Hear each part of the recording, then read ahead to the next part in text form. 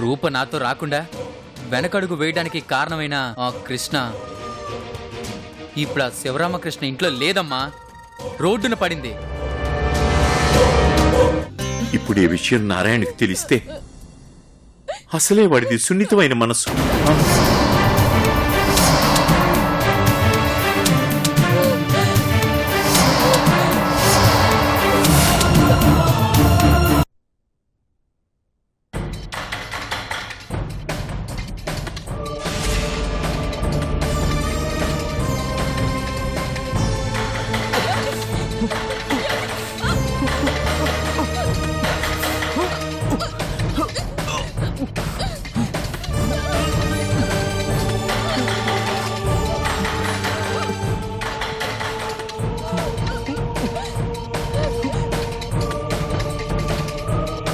నారాయణ, ఏమిటా అది? ఆగరా, కుదురు కుదరరా. నారాయణ ఆగు, కుదరరా. నిన్ను తాకడం కూడా పాపమేనే. అసలు ఎలా ఆలోచించావే మమ్మల్ని మోసం చేయాలని? నారాయణ వద్దురా, తనే తప్పు చేయలేదు, తనే మోసపోయిందిరా పాపం. మోసపోయింది మనం నాన్నగారు, మనం. దానికేం, గొప్పింటి కోడలైంది, చేతగాని భర్తకు భార్య అయింది. నారాయణ, అమాయకమైన 2 పిల్లలకు తల్లి అయింది. కానీ కానీ కానీ మనం నాన్నగారు, మన పరిస్థితి నాన్నగారు, మన పరిస్థితి ఏంటి? నేను నేను నేను ఎవరికి భర్త నాన్నగారు? పెళ్లికి ముందే ఎవరితోనో లేచిపోయిన తీరిక.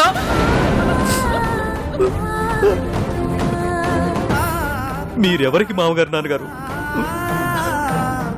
మోసపోయానన్న విషయం దాచి మిమ్మల్ని మోసం చేసిన దీనిక.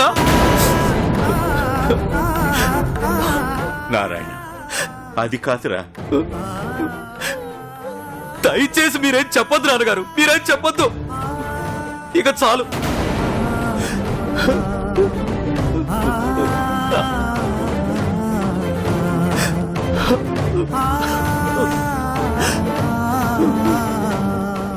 ఒక్కరోజు కూడా ప్రేమగా మాట్లాడలేదు. ప్రేమ నాకుంటే చాలు కదా అనుకున్నాను.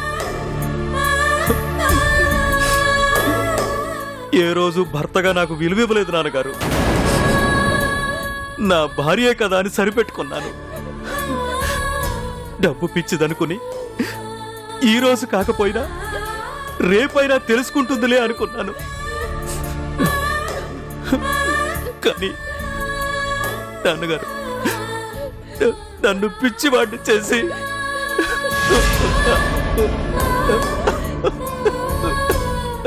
నారాయణ వద్దురా.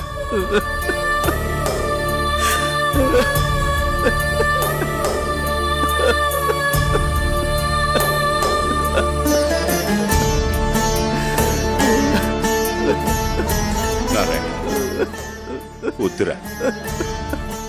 నీ బాధ నేను అర్థం చేసుకోగలను, కానీ తన పరిస్థితి గురించి కూడా మనం ఆలోచించాలి. ఒక ఆడపిల్ల ఎలా చెప్పుకుంటుందిరా ఇవన్నీ? మరి ఇప్పుడెందుకు చెప్పింది నాన్నగారు? ఇప్పుడెందుకు చెప్పింది?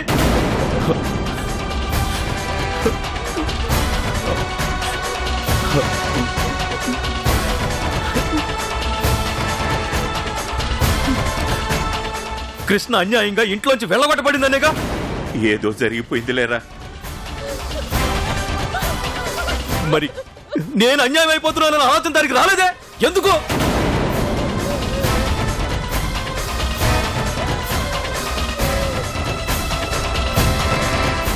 నా భర్తతో నిజం చెప్పకుండా అతన్ని మోసం చేయకూడదనే ఆలోచన దీనికి ఎందుకు రాలేదు నాన్నగారు? ఎందుకు రాలేదు? అంటే విషయాన్ని ఎప్పటికీ దాచాలని నిర్ణయించుకుంది, మోసం చేయాలని చూసింది.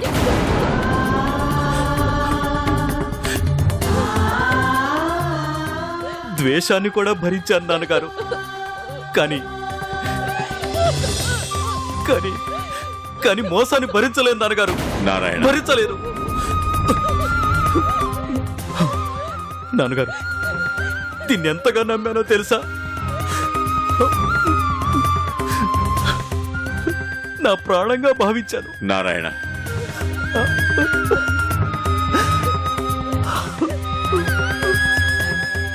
ఇప్పుడు ఆ నమ్మకం పూర్తిగా పోయింది. అందుకే అందుకే అందుకే అందుకే నా ప్రాణం కూడా పోతుంది. నారాయణ పోతుంది. నారాయణ పోవాలంతే, పోవాలి. ఏం చేయాలి? ఒరే అందుకేం చేయాలి? ఒరే నారాయణ ఏం మాట్లాడుతున్నావురా? ఏమి కాదురా. రే నారాయణ నేను బ్రతకటం అనవసరం వద్దురా, నాన్నగారు. వద్దురా, అలా మాట్లాడుతురా, అలా మాట్లాడుతురా నారాయణ, వద్దురా.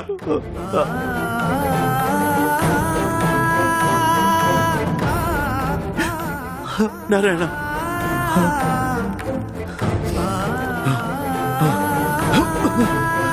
రే నారాయణ నారాయణ ఏ అఘాయిత్యం చేయకురా. రే నారాయణ, రే నారాయణ, అయ్యో అయ్యో.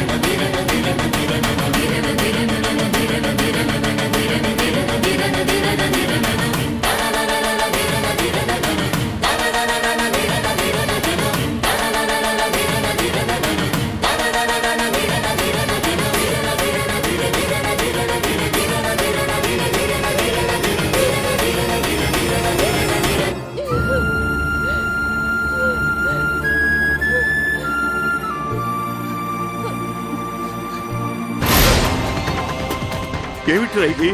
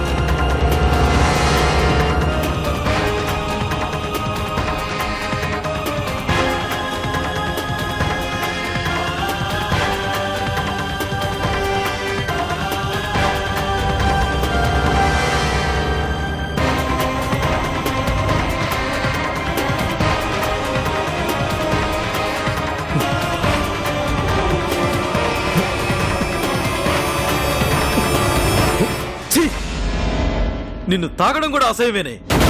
నిన్ను తాగితే మహాపాపం చుట్టుకుంటుందే నాకు. ఛీ!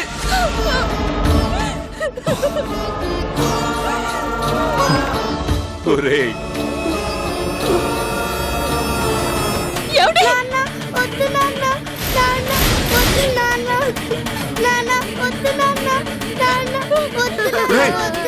నారాయణ, నన్ను ఆపొద్దు నాన్నగారు. నా మాట వినండి. రేయ్ రేయ్ నారాయణ, వద్దురా వద్దురా, ఆగు.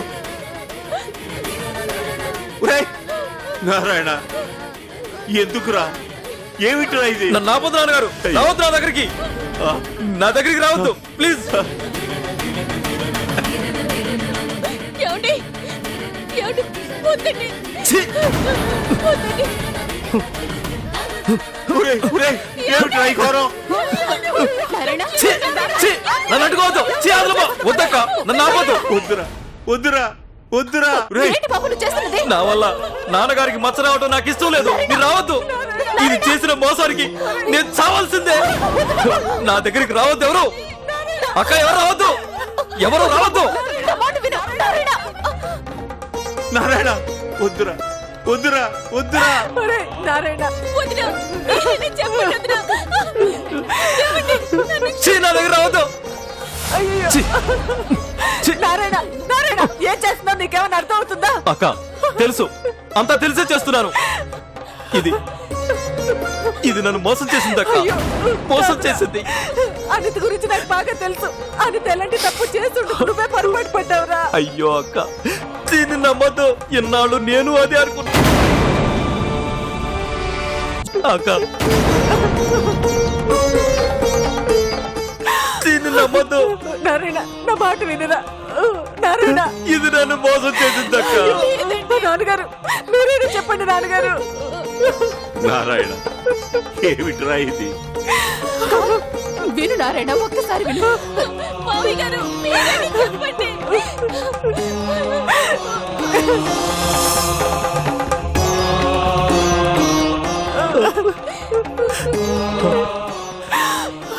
నారాయణ నా మాట వినరా? ఒరేయ్ వద్దురా నారాయణ. నారాయణ నారాయణ ఏమిట్రా ఇది?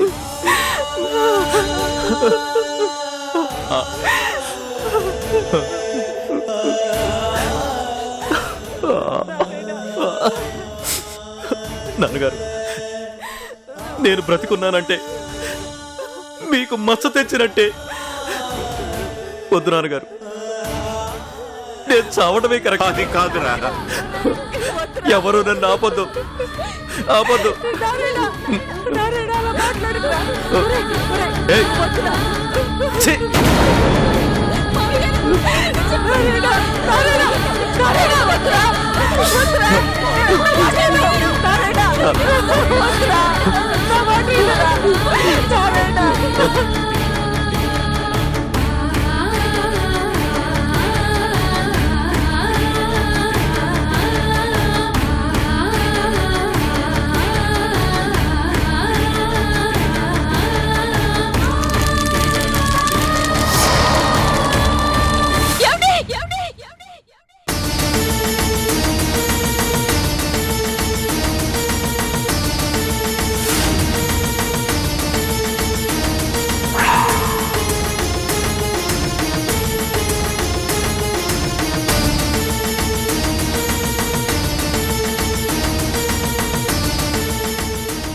అమ్మా, ఏమైందమ్మా?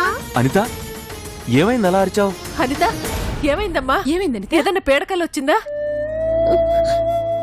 అది మీద బల్లి పడినట్టు అనిపించింది వదినా. ఏంటి అనిత ఇది? బల్లికే భయపెడితే ఎలా? భయపెట్టేశావు కదా అనిత. పదొదినా.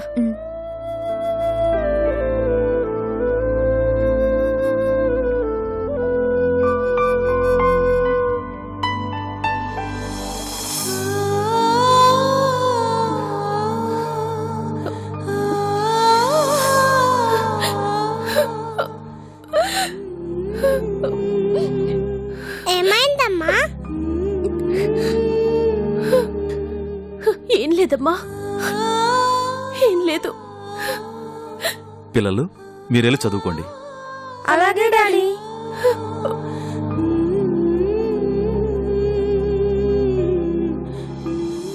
ఏంటనిత, భయపడ్డావా? నువ్వు అరిచేసరికి నేనెంత భయపడ్డానో తెలుసా?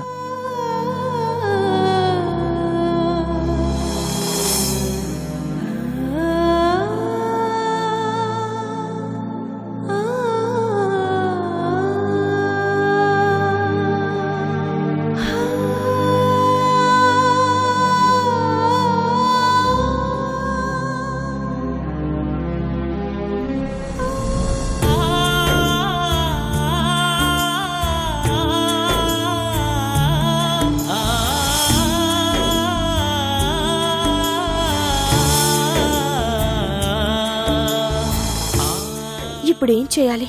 వాళ్ళ నాన్నని తాతయ్యని కలుపుతానని కృష్ణకి మాటిచ్చాను. రూపా సుందర్లని కలుపుతానన్న భరోసా ఇచ్చాను. ఇంట్లో వాళ్ళందరూ నన్ను ఎంతో ప్రేమగా చూస్తున్నారు. అడ్డుపడుతుంది అనుకున్న అనిత పిన్ని కూడా నా మీద అభిమానం చూపిస్తోంది. అన్ని సవ్యంగా జరుగుతున్నాయి. ఇక తాతయ్యని మెప్పించడం చాలా తేలిక అనుకున్నాను. కాని ఇంతలోనే ఇలా జరుగుతుంది అనుకోలేదు. నిజం దాచేందుకు తాతయ్యని నిలదీయాల్సొచ్చింది. దానివల్ల ఇప్పుడు ఆ ఇంట్లోనే కాదు, అసలు ఈ ఊళ్ళోనే ఉండలేని పరిస్థితి ఏర్పడింది.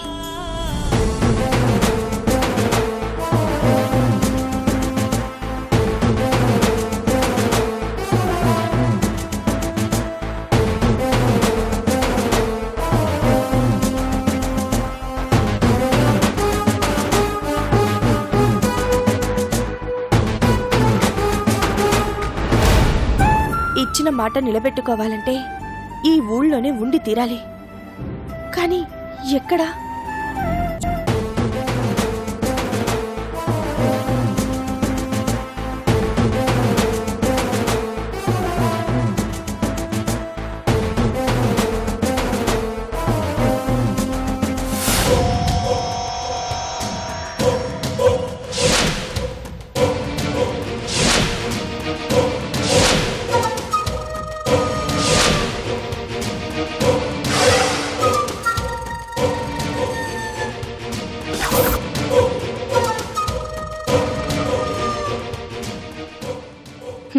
ఇప్పటికైనా అర్థమైందా ఆ శివరామకృష్ణ అసలు రూపమేంటో?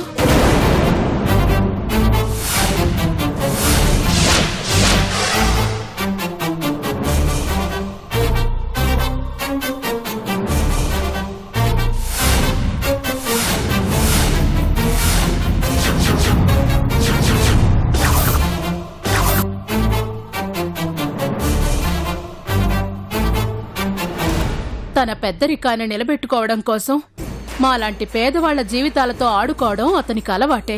కాని సొంత మనవరాలని కూడా చూడకుండా నిన్ను ఇంట్లోంచి గెంటేశాడు అంటే అర్థం చేసుకో అతను ఎంతటి దుర్మార్గుడో.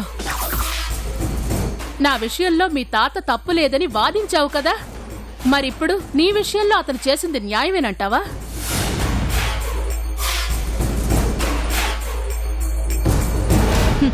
అనలేవు. ఎందుకంటే మీ తాతయ్య ఆలోచనల్లో స్వార్థం తప్ప న్యాయం ఉండదు. ఆ విషయం నీకిప్పుడు తెలిసుంటుంది. ఈ ఊరందరూ అతను చెప్పిందే వేదంగా భావించాలి. కాదని ఎదురు తిరిగిన వాళ్లకి ఇలాంటి గతే పట్టిస్తాడు. ఒకప్పుడు నేను నష్టపోయాను, ఇప్పుడు నువ్వు. అతని ఆహాన్ని కాపాడుకోవడం కోసం అవతలి వాళ్ల జీవితాల్ని కూడా బలి తీసుకుంటాడు. నా భర్తని కూడా నాకు అలాగే దూరం చేశాడు. నన్ను నా కొడుకుని అనాథల్ని చేశాడు. నా జీవితంలో మంట పెట్టి అతను మాత్రం ఊరందరి చేత దేవుడిలా దండాలు పెట్టించుకుంటున్నాడు. అధికారం అడ్డు పెట్టుకుని ఊరు మొత్తాన్ని గుప్పెట్లో పెట్టుకున్నాడు. అతను ఏం చెప్తే అదే న్యాయం, ఏం చేస్తే అదే ధర్మం. అతను మేకవన్నె పులి అన్న విషయం ఈ ఊరి జనం ఎప్పటికీ అర్థం చేసుకోలేరు. అర్థమైన వాళ్ళని ఆ శివరామకృష్ణ ఈ ఊళ్ళో ఉండనివ్వడు. అతని అసలు స్వరూపమేంటో ఈ ఊళ్ళో వాళ్ళకి తెలియచేయడానికి 10 ఏళ్ల నుండి ప్రయత్నిస్తూనే ఉన్నాను. కాని ఈ ఊరి జనం అతని మాయలో పడి నా మాటల్ని లెక్క చేయడం లేదు. ఇన్నాళ్లకి నువ్వొచ్చి ఆయన్ని నిలదీయగలిగావు. నిన్ను చూస్తుంటే నాకు గర్వంగా ఉంది. బాధపడకు. అతను ఇంట్లో నుంచి గెంటేసినంత మాత్రాన నువ్వు ఊళ్ళో నుంచి వెళ్లిపోవాల్సిన అవసరం లేదు. అతని మాటని కాదని ఇంకెవరూ నిన్ను ఊళ్ళో ఉండనివ్వరని ఆలోచిస్తున్నావా? నీకు ఆలోచనే అవసరం లేదు. నేను ఆశ్రయం ఇస్తాను. ఈ ఊళ్ళో నన్ను ప్రశ్నించే హక్కు ఎవ్వరికీ లేదు. చివరికి ఆ శివరామకృష్ణకు కూడా. ఒకవేళ అలాంటి పరిస్థితే వస్తే సమాధానం ఎలా చెప్పాలో నాకు బాగా తెలుసు. పద, మా ఇంటికి వెళ్దాం.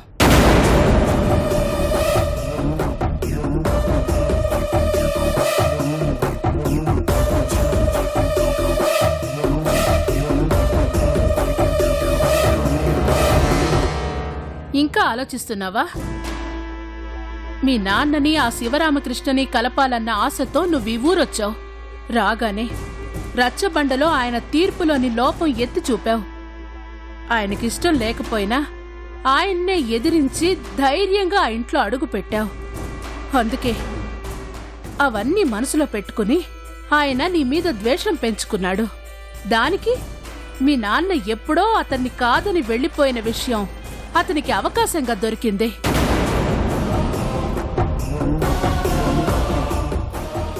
నువ్వు ఈ ఊళ్ళోనే ఉంటే అతగాడి ఆటలు సాగవని తెలిసినట్టుంది.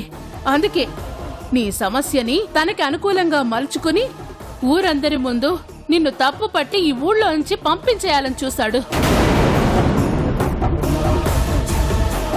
అది కుదరకపోయేసరికి అతని ప్రతాపం ఇంట్లో చూపించి నిన్ను బయటికి గెంటేశాడు.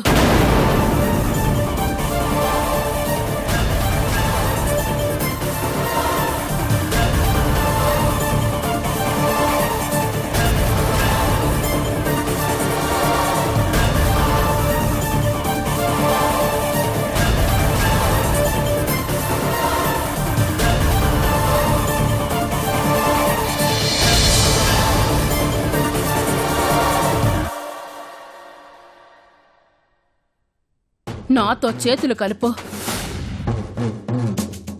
ఆ శివరామకృష్ణ పరువుని గంగలో కలపడం తేలికవుతుంది.